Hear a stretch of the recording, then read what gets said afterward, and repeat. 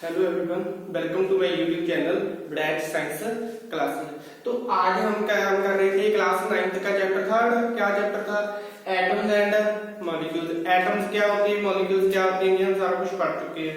तो आज हम सीखेंगे कि जो फॉर्मूले, जैसे ये लिखा होता है कि NaCl है, ठीक है, C2H5OH है, जैसे ये है NaCl क्या होता है, सोडियम क्लोराइड।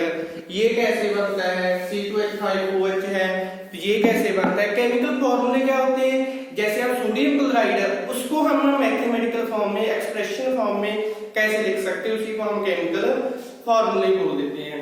जैसे ये हो जाते हैं, एक तो हो जाते हैं फॉर्मूलाज ऑफ, जैसे एलिमेंट्स की हो गई, फॉर्मूलेज ऑफ एलिमेंट्स। एलिमेंट्स कौन से हो जाएंगे, जैसे हो गया था हाइड्रोजन, ऑक्सीजन, क्लोरीन, ठीक है, ये हो गए। तो हाइड्रोजन क्या है, इसका नेम है, केमिकल नेम, केमिकल फॉर्मूला क्या है इसका, hydrogen H2, oxygen O2, chlorine Cl2। ये क्या है, लेकिन किसके फॉर्मूला है, ये एलिमेंट्स के। तो फिर है हमारा फॉर्मूलाज ऑफ से आ जाते हैं कंपाउंड के। फॉर्मूलाज ऑफ कंपाउंड्स, इसमें कौन कौन से आ जाएंगे, जैसे वाटर हो गया, ठीक है, कार्बन डाइऑक्साइड हो गई, ठीक है, अमोनिया हो गया, कितने भी बड़े बड़े लगा लो, ठीक है। क्या हो गया, ये फिर इथेनॉल हो गया।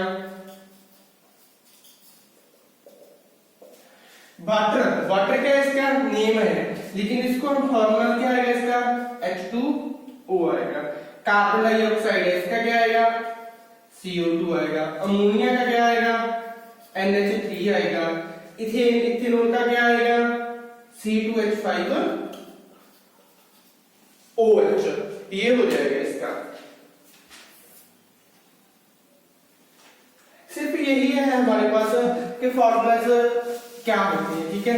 तो हमें पता है, अगर एलिमेंट का पता हो पहले, तो हमें उसकी वैलेंसी पता होनी चाहिए। वैलेंसी क्या होती है, वैलेंसी मैंने सारा कुछ पीरियोडिक टेबल में समझाया था ना। क्या समझाया था उसमें, पहले क्या किए थे हमने, क्या किए थे, उसके एटॉमिक नंबर, फिर उसकी इलेक्ट्रॉनिक कॉन्फ़िगरेशन समझाई थी। इलेक्ट्रॉनिक कॉन्फ़िगरेशन के बाद क्या होता है, एटॉमिक मास हो जाते हैं।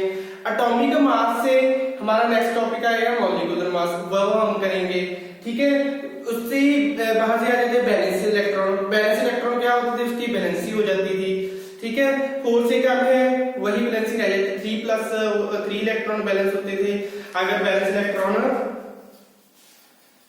इलेक्ट्रॉन अगर 3 है तो वैलेंसी कितनी हो जाएगी,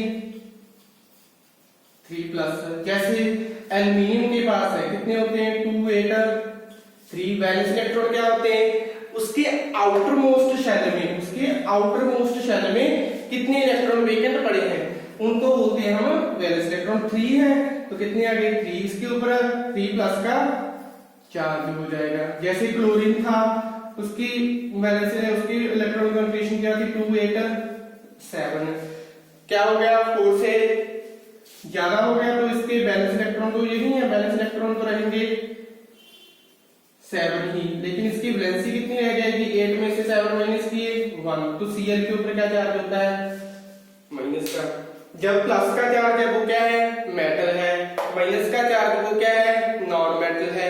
जो मेटल है वो इलेक्ट्रॉन क्या करते हैं, डोनेट करते हैं। जो नॉन मेटल है, मतलब जैसे नेगेटिव चार्ज है, वो क्या करता है, एक्सेप्ट करता है इलेक्ट्रॉन्स को। जैसे हम लिखते हैं सल्फ्यूरिक एसिड है H2SO4, ये क्या है, सल्फ्यूरिक एसिड,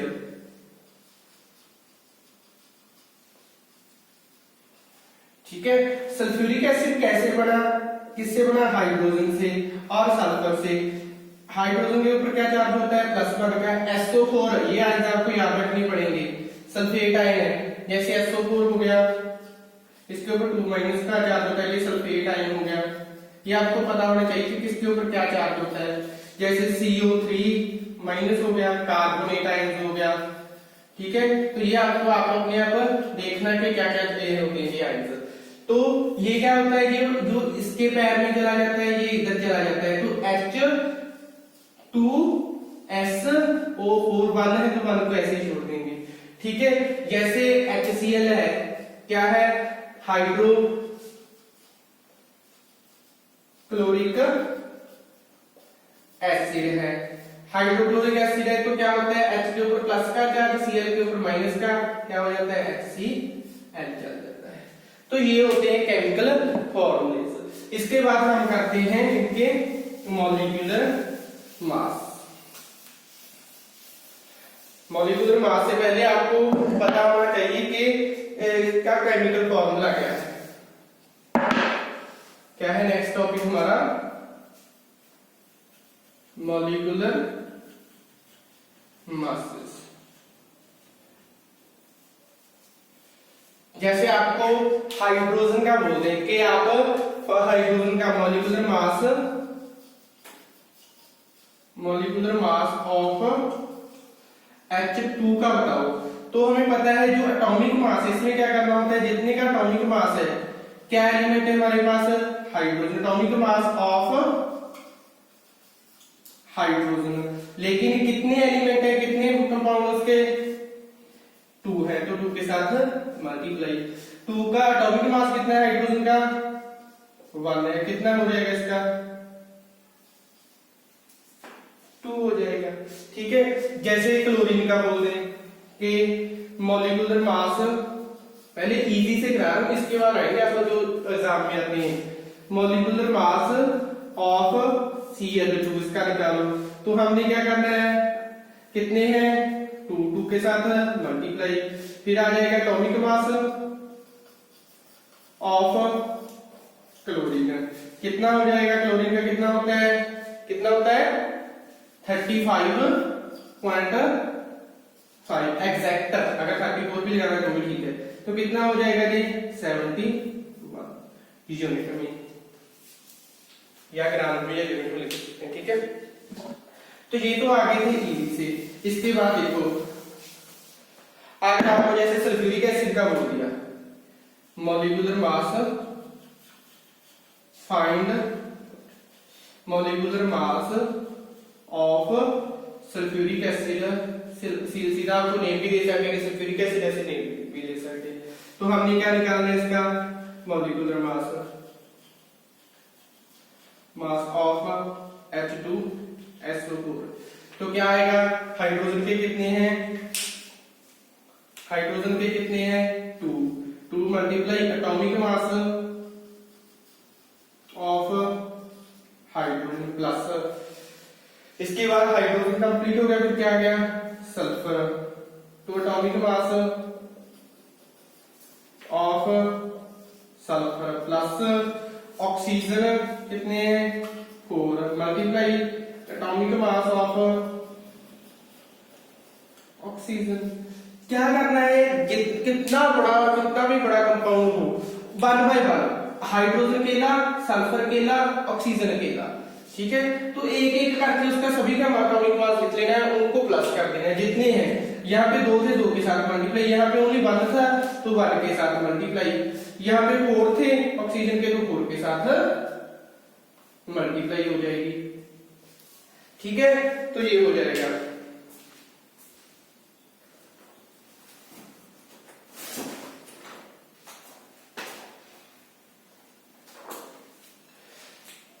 तो आगे आप क्या, हाइड्रोजन का, हाइड्रोजन 2 मल्टीप्लाई एटॉमिक मास कितना होता है, 1 प्लस सल्फर कितना है, ओनली 1, सल्फर का एटॉमिक नंबर कितना होता है, 14 या मे बी 28 होता है, इसका चेक कर लेंगे एक बार। ठीक है, प्लस 4 मल्टीप्लाई ऑक्सीजन का कितना होता है, एटॉमिक नंबर होता है 8 और एटॉमिक मास कितना हो जाता है, 16। 2 प्लस 28 प्लस 16 4 जा 64, सॉरी यहाँ पे 32 होता है, इसका 16 होता है एटॉमिक नंबर, इसका 32 होता है। कितना हो गया, 34 प्लस 64 कितना हो गया, 98 यूनिट, 98 यूनिट हो गया। तो ये हो गया, क्या कर किया हमने, क्या है हमारे पास H2SO4 हाइड्रोजन था 2 के साथ मल्टीप्लाई, सल्फर 1 है 1 के साथ मल्टीप्लाई, ऑक्सीजन 4 है 4 के साथ मल्टीप्लाई हो गया ना। इजी एटॉमिक मास निकालना। चलो अब और निकालते हैं। जैसे इथेनॉल का बोल रहे, इथेनॉल का पहले आपको फॉर्मूला पता होना चाहिए। इथेनॉल का बोल दिया तो इथेनॉल का फॉर्मूला क्या होता है, C2H5OH। क्या करना है हमने, 2 multiply atomic mass of carbon plus H5 है 5 multiply atomic mass of hydrogen plus 1 multiply atomic mass of oxygen plus 1 multiply atomic mass of hydrogen. यहां पे आप टोटल कितने में 5 और 6 हो गया। आप 6 भी कर सकते हो, सेलेक्ट करके कर सकते हो, वो आपकी मर्जी है कैसे भी कर लेना। तो कार्बन का एटॉमिक मास कितना है 12 है, प्लस हाइड्रोजन का कितना है 1 है, प्लस ऑक्सीजन का कितना है 16 है, प्लस हाइड्रोजन का कितना है 1 है। 2 12 का 24 प्लस 5 प्लस 16 प्लस 1 कितना हो गया 24 प्लस 6 22 कितना हो गया 46 यूनिट हो गया। ठीक है जी, तो ये हो गया। तो ऐसे आपने क्या निकालने हैं, मॉलिक्यूलर मास से निकालने हैं। क्या किया हमने, एक केमिकल फॉर्मूले एलिमेंट्स के कंपाउंड के, ठीक है। फिर हमने मॉलिक्यूलर मास एलिमेंट के हो गए, मॉलिक्यूलर मास कंपाउंड के हो गए। तो ये था हमारा आज का टॉपिक, ये अच्छे से समझ लो। इसके लिए आपको पहले तो उसका सभी के एटॉमिक नंबर याद होने चाहिए। एटॉमिक नंबर से एटॉमिक मास निकलेगा, ठीक है। एटॉमिक नंबर याद हो गए। सेकेंडली आपको क्या होना चाहिए, आयंस क्या पता होना चाहिए। अगर केमिकल फॉर्मूले तो आयंस पता होना चाहिए। जैसे आपको बोल दें सोडियम कार्बोनेट लिख के दिखाओ जी, सोडियम का तो क्या है, क्या करेंगे, सोडियम कार्बोनेट है, सोडियम कार्बोनेट।